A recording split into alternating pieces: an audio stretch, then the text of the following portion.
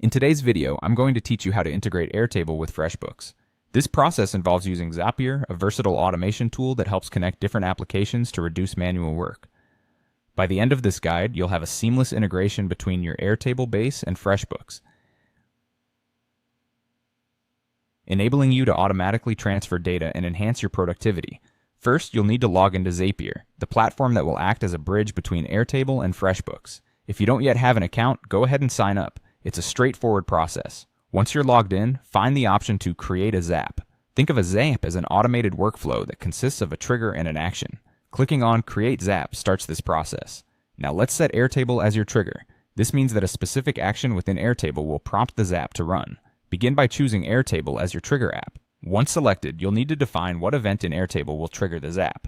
Here we can choose New Record or New Record in View. This means whenever a new record is added to your specified view, the automation process will begin. You'll then need to connect your Airtable account to Zapier. When doing so, make sure you select the right base and table where your customer data resides. You'll be prompted to give Zapier the required permissions, so go ahead and follow the instructions, ensuring that your Airtable data is ready to link with FreshBooks. With the trigger set, it's time to focus on the action. In this case, FreshBooks. Choose FreshBooks as the action app. The action will be Create Client, which means that when the trigger in Airtable activates, a new client is automatically created in FreshBooks.